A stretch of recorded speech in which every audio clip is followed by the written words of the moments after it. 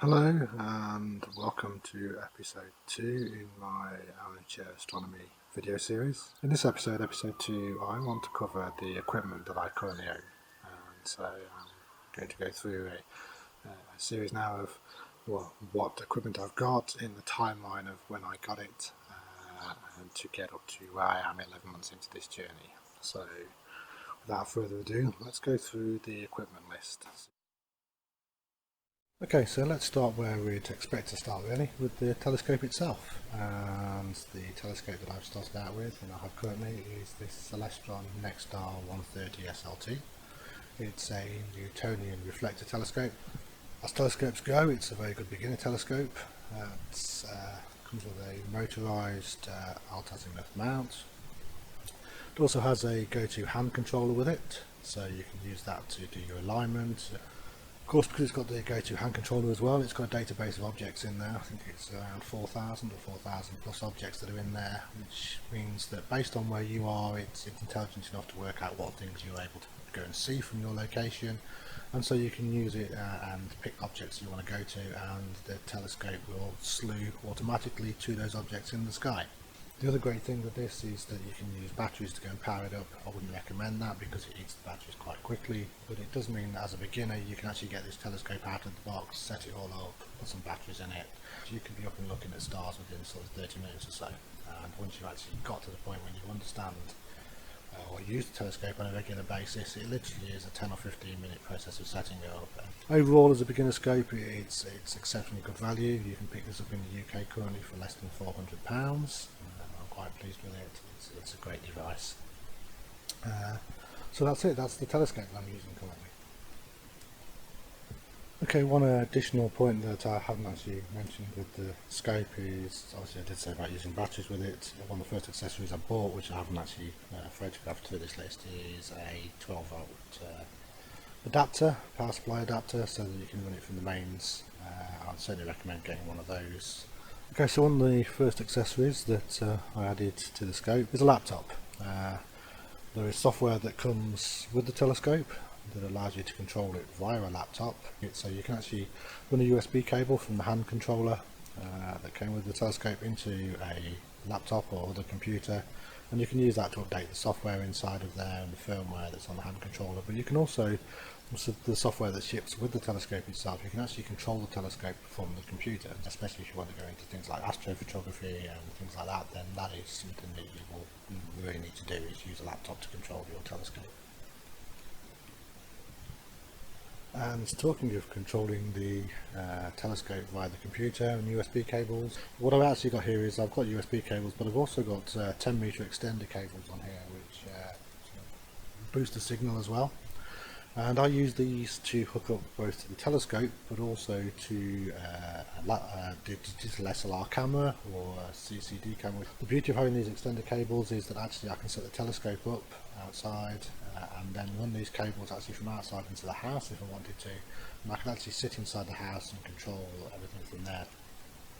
The Nexstar 130 comes with 9mm and 25mm eyepieces, and so one of the first accessories I bought as a proper accessory was this eyepiece kit. And so essentially there's a number of eyepieces in here from 6mm all the way up to 40mm, some colossal eyepieces. It also has a 2x Barlow lens inside this kit and a number of filters as well. It all comes in a presentation box. I've also, inside the box, when you look at what's in there now, there are a couple of additional filters that I've added and some other accessories. I also keep a very small screwdriver in there and a small Allen key in there so that I can do collimation. So that was one of the first accessories I added to my kit. And this is the next accessory that I went and bought. It's a laser collimator. So basically, as we said, the Newtonian reflector relies on mirrors, one at the back of the optical tube and one nearer to the front. Those two mirrors need to be aligned to get the perfect view of what's in the sky. This particular one is a laser collimator, so it sends a laser signal out, and then you just have to get the laser signal lined up correctly to show that the two mirrors are aligned. This collimator is something you'll find in anybody who's got a Newtonian reflector. You'll find one of these in their kit somewhere, and you'll have to use it on a regular basis. So this is my particular collimator. Okay, so having used my telescope for a short while and seen some of the things I did through it, I did what most people want to do when they get a telescope is to take some photographs of what I could see. But if you want to get quality images with your telescope, one of the ways you would do this is to hook a digital camera up. So what we have here is a T-ring, what's known as a T-ring adapter. It attaches onto the camera the same as a lens would, and then you've also got an extension tube here, and on the extension tube I can put a Barlow lens onto there, or I can put various eyepieces inside the extension tube to change the magnification that I'm looking at through the camera. There's various ways you can put all these pieces together, etc., depending on what the result is you're trying to achieve. And in fact, with something like the Nexstar 130, if you're using a digital camera, you won't actually be able to achieve focus unless you put some sort of eyepiece on there or a Barlow lens onto something like this. So talking of digital SLR, here's the Canon 30D, which is what I actually originally started taking some of my photographs with. I've now moved up to using the 600D, which is what I'm actually taking this photograph with and doing the videos on. In this particular case here, though, you can see I've actually got a lens attached, so I have actually got a couple of lenses, a 50 to 500 lens and a 17 to 70 lens, which I use. So sometimes I won't actually use these through the telescope, I'll just put them onto a standard tripod, point them at something like the moon or to certain parts of the sky and try and get photographs that way. Again, depends on how much light you're receiving. If you're receiving enough light and you can do a very quick shot, it works fine. However, obviously if you need to go and track objects around the sky, you'd have to attach it to the telescope itself to go and do that. And the last piece of the puzzle here around the attaching a camera is this little piece of kit you can see. This actually comes with the telescope itself, with the Celestron, but I've included it as a separate piece here. It's basically the telescope itself allows you to use 2-inch or 1 1/4 inch eyepieces. Now, the way that cameras achieve focus onto the sensors and how you have to get that focal length sorted properly means there are various ways, as I mentioned, that you need to attach the camera, and one of those things is you may need to use the 2-inch eyepiece or 2-inch adapter piece that goes in here that you can do and unscrew part of the original fittings on the telescope in order to get that focus. So basically I would use this adapter at times depending on which eyepieces I'm using and what sort of photographs I want to achieve. So what we actually have here is a headlight. Basically I can just put this around my head so my hands are free to go and work with what I want, and it's actually got red LED lights in there. So red light is much better for your eyes if you're trying to adjust to the darkness. So just put this around my head. It's fairly cheap light, it charges via USB, but I can put it around my head, keeps my hands free and allows me to go and work and see what I'm doing when I'm working in the dark. Okay, well, as you saw earlier, I do attach the telescope up to a laptop to work with, and obviously the laptop needs power. So this is just a standard power bank that I use for powering the laptop, and the CCD camera that actually draws power from the laptop as well. This will give me about 12 hours worth of battery life on my laptop, probably down to about 4 hours, maybe 5 hours max if I've got the CCD camera running. Okay, well, when I was trying to attach the camera to the telescope to use it to shoot images, you're trying to look sometimes on the LCD screen of your digital camera to try and see whether you've got focus or not. That works up to an extent, but it's very difficult to actually achieve true focus when you're looking at either of those sources. So what we have here is an item called a Bahtinov mask. What you do with this is you can put this over the front of the telescope, and it basically creates that familiar star pattern we've all seen with lines that come off your stars, etc. And basically you can use that to get those lines lined up, which will show you whether you're actually achieving proper focus on the star or not. It's a much better way of being able to make sure that you're truly in focus and achieving a sharp image when you're trying to capture photographs of the night sky. Okay, the next item on the list is this Celestron Powertank. It's just a battery pack that you can attach to the telescope, and it will power the scope itself and the mount. There's enough power in here to get at least sort of 12-14 hours worth of use out of the telescope. This also does have some light sources attached, so it does have white and red LED lights on there, so you can put the red LED light on to use to find your way around and use as a torch when you need to. Okay, the next device on the list here is the Celestron Skylink GPS unit. Each time you start the telescope up, you'll need to enter the time and date information. Also, if you've moved to a different area or different location you'd normally have the scope set in, you would also need to enter the new latitude and longitude as well. Obviously this unit provides that information to the hand controller. What I've found since having this unit is that the telescope does tend to align much better, and also tends to keep the alignment much better during the observing period that I'm using the scope for as well.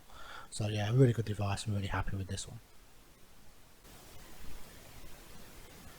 The next accessory which I bought was these vibration suppression pads. You basically put these under the legs of the tripod, and what they do is they dampen vibrations from the ground around the tripod while you're looking through your telescope. Okay, so the next item in my equipment list is this Bresser Full HD Deep Sky camera. It's a 2.1 megapixel CCD and can be used to achieve full HD video or HD pictures. It can also be used as an auto guider, so you can put this to auto guiding software that you would run on your laptop or computer. Okay, one of the latest objects that I've bought, or latest pieces of accessories that I bought for myself, is not for the actual telescope itself. So these are from Opticron, they're Oregon Observation 20x80 binoculars, so very good for looking through the night sky. In this image here you can see them with a Velbon 157Q tripod head, so I'll actually attach these to a normal photographic tripod. Some nights, again, you get times when the sky may have a certain amount of cloud in it and you may not have time to set the telescope up, or it may not be worth setting the telescope up. In that particular case it's very quick just to get the tripod out and put these binoculars on top of it and just have a quick observation for 10 minutes, 20 minutes, half an hour, whatever. And to be honest, if you wanted to just start out and couldn't afford a telescope, buying a pair of decent binoculars like this and sticking them onto a photographic tripod is a great way to start observing the night sky and to begin any astronomy journey you want to do. Okay, a couple of generic objects now really that aren't directly related to the astronomy, but if you're going to spend hours looking at the night sky, and especially if you want to go out into the middle of the countryside somewhere, you really don't want to be standing up all night. So a reasonable picnic chair of some sort, camping chair of some sort, is something you're going to want. And one other device I actually have is what's called a folding camping table, and essentially it breaks down into component parts and takes up very little space for transporting, but it's still big enough to put a laptop onto and to keep my eyepiece case on and a few other little accessories. Okay, and finally, when you're just talking about the kit, obviously if I wanted to go somewhere at night and transport the kit with me, then I need to put it all into the car and take it around. There are various things you can buy. You can go and buy proper telescope bags and things like that. I actually went to a hardware store and found a plastic tool chest with wheels that would actually fit the optical tube of the telescope into it. And then I went out and bought some foam and basically started building my own and making my own inserts to go inside that container so that I could put all the accessories and bits in. So as you see from this image here, this is the sort of base layer with a couple of the cables in there and the collimator and the manuals for the scope if I wanted to look up some stuff. Space is bottom left where the accessory tray and the Bahtinov mask can fit in, etc. And then I can just start to then load this up with all the extra kit. So there's some more cables in there, the mouse is in there, laptop, and my power bank for the laptop has got some space in there. The suppression pads are in there as well at that point. And then you can mount the tube in to the space that's made available for it and where it's all cut out. And then once the tube's in place, I can put another layer of the foam that I've built around that fits nicely around all the tube and the eyepiece, etc.